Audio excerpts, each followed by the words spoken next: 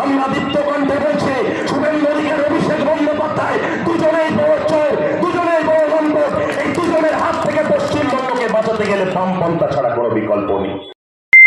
এই অবস্থার সামনে দাঁড়িয়ে এই লোকসভা নির্বাচনে সামিল হয়েছে, তখন পশ্চিমবঙ্গের বুকে দাঁড়িয়ে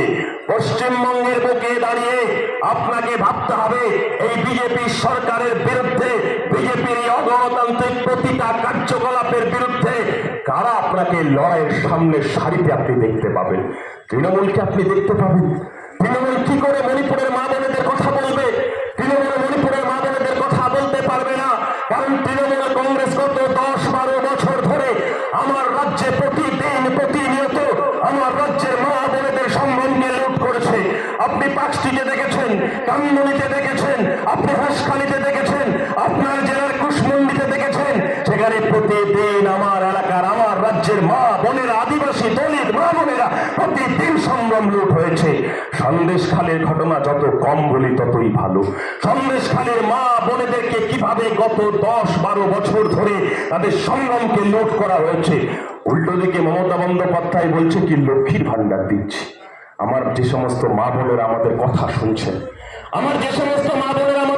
শুনছেন, তাদের জাগ্রত চেতনাগ্রস্ত বিবেকের কাছে শুধু প্রশ্ন করবো, মা বোনেরা, যে আপনাকে কেউ 500 টাকা, আপনাকে কেউ 1000 টাকা দিচ্ছে, তৃণমূল কংগ্রেসের প্রত্যেক জমিদারি থেকে দিচ্ছে না, আপনার আমার ট্যাক্সের টাকা থেকে দিচ্ছে। ট্যাক্সের টাকা থেকে আপনাকে 1000 টাকা, 500 টাকা দিচ্ছে, সেটা আপনার হকের টাকা, আপনাকে কেউ দান করছে না।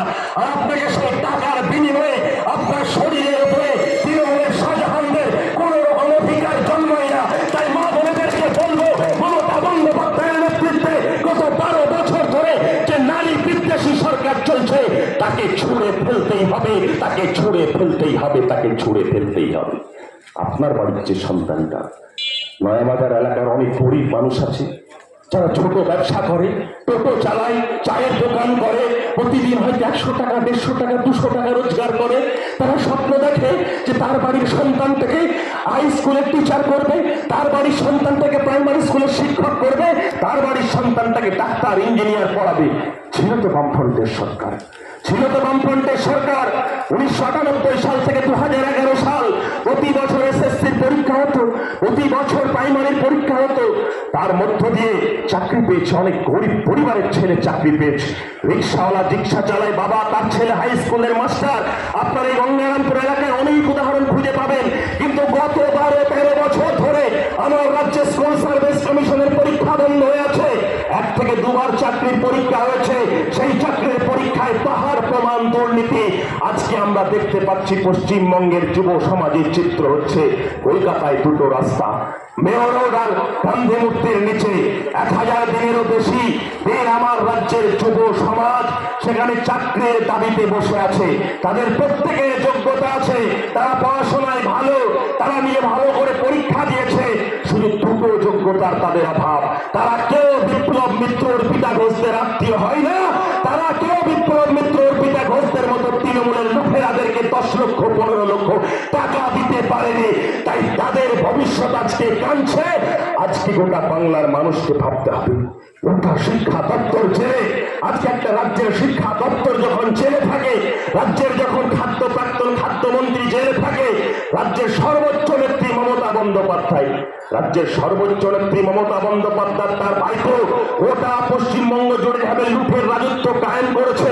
গরু পাচার, কয়লা পাচার থেকে চাকরি চুরি, রেশনের অজস্র স্ক্যাম যখন তাদের নেতৃত্বে সংগঠিত হয়েছে, সেই সময় দাঁড়িয়ে এই তৃণমূল কংগ্রেসের সাহস নেই, বিজেপির বিরুদ্ধে লড়াই করবার সাহস তারা দেখাতে পারবে না। আসলে তৃণমূল আর বিজেপি 2টে রাজনৈতিক দল, তাদের নিজেদের মধ্যে তারা ঠিক করে নিয়েছে যে তারা একে অপরের লুটে পুটে খাবে। আপনারা যারা সাধারণ মানুষ, আপনাকে প্রতিদিন বোকা বানিয়ে তৃণমূল আর বিজেপিতে ভাগ করিয়ে রাখবে। আপনাদের মনে প্রশ্ন জাগে না? আপনাদের পাশের পঞ্চায়েত, যে পঞ্চায়েতে 100 দিনের কাজ বন্ধ হয়ে আছে, আবাস যোজনার নামে এই এলাকার প্রত্যেকটা মানুষের কাছে 20,000 30,000 টাকা যারা কাটমানি নিয়েছে, কেন্দ্রের গ্রামোন্নয়ন দপ্তর একজন আপনার এলাকার পঞ্চায়েতের মেম্বারকে অ্যারেস্ট করে থানায় ভরতে পেরেছে, জেল খাটাতে পেরেছে। একজন তৃণমূলের চোরকে তারা জেল খাটাতে পারেনি, অথচ চিৎকার করে করে বলছে কি যে পশ্চিমবঙ্গে টাকা বন্ধ আছে, কারণ এরা চুরি করেছে। আমরা বামপন্থীরা বলছে 2004 সালে যখন বামপন্থীদের 61 জন এমপি ছিল, আপনাদের ভালোবাসায় কমরেড রনেন বর্মনকে দিল্লি পাঠিয়েছিলেন, তখন বামপন্থী এমপিরা পার্লামেন্টে দাঁড়িয়ে ডক্টর মনমোহন সিং এর সরকারকে বলেছিল আমরা মন্ত্রিত্ব নিতে আসেনি, ক্ষমতা নিতে আসেনি, যে কদিন পার্লামেন্টে আছে মানুষের জন্য আইন পাশ করে যাব। সেদিনে মানুষের জন্য আইন পাশ করেছিল 100 দিনের কাজের অধিকার, গরিব মানুষের কাজের অধিকার, আইনের স্বীকৃতি নিয়েছিল। আজকে তৃণমূলে আইনের স্বীকৃতিটাকে লুট করার মধ্য দিয়ে আর বিজেপি 100 দিনের কাজকে লুটেরাদের অজুহাত দিয়ে আজকে বন্ধ করে দিতে চেয়েছে। আমরা বামপন্থীরা বলছি অষ্টাদশ লোকসভা নির্বাচনে যদি বামপন্থীদের নেতৃত্বে আবার ইউপি 1 এর মতো যদি একটা সরকার তৈরি হয়, 100 দিনের কাজকে 200 দিন করা হবে। আর আপনার পরে সব চোর তৃণমূলের নেতাদেরকে যারা 100 দিনের কাজ টাকা চুরি করেছে তাদের ঠিকানা জেলে পড়া হবে, জেলে পড়া হবে, জেলে পড়া হবে। আপনারা যারা নয়াবাজার হাট খোলার মানুষ, সকালবেলায় ঘুম থেকে ওঠেন, প্রতিদিন একটা শুভ সংবাদ শুনতে চান, প্রতিদিন শুভ সংবাদ শুনতে চান। আমাদের রাজ্যে চোরেদের যে মাথা, তাকে কবে টানতে টানতে টানতে টানতে তিহার জেলে নিয়ে যাওয়া হবে, প্রতিদিন শুনতে পান। কিন্তু প্রতিদিন সকালবেলায় আপনারা অসহায় হন। আপনারা ভাবেন দিল্লির মুখ্যমন্ত্রী অরবিন্দ কেজরিওয়ালকে যেভাবে ইডি তার বাড়ি থেকে নিয়ে গিয়ে গ্রেপ্তার করলো, ঝাড়খণ্ডের মুখ্যমন্ত্রী হেমন্ত সোরেন তাকে গ্রেপ্তার করলো, কংগ্রেসের নেতা পি চিদম্বরম তার বাড়ির পাঁচিল টপকে ইডি সিবিআই ঢুকে তাকে ধরতে পারলো। কিন্তু প্রমাণ রাজ্যের, আপনার রাজ্যের চোরেদের সব থেকে বড় মাথা যে কালীঘাটের টালির চালায় বসে আছে, তাকে তারা ধরছে না। যারা স্বপ্ন দেখছেন তাদেরকে বলবো বন্ধু, সুকান্ত মজুমদাররা যতদিন এমপি আছে, শুভেন্দু অধিকারীরা যতদিন বিজেপির নেতা আছে, কোনদিন মমতা বন্দ্যোপাধ্যায়, অভিষেক বন্দ্যোপাধ্যায় জেলে যাবে না।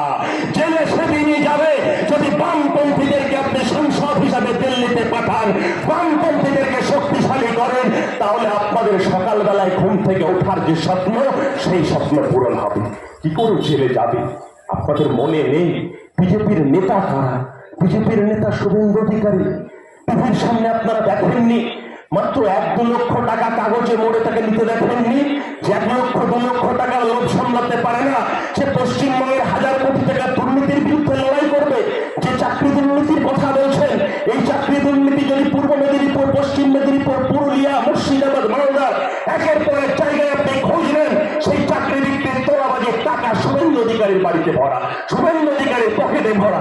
সেই শুভেন্দু অধিকারী অভিষেক বন্দ্যোপাধ্যায়ের বিরুদ্ধে লড়াই করবে।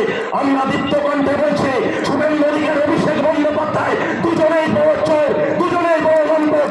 এই দুজনের হাত থেকে পশ্চিমবঙ্গকে বাঁচাতে গেলে বামপন্থা ছাড়া কোনো বিকল্প নেই। বামপন্থীদেরকে ফিরিয়ে আনতে হবে।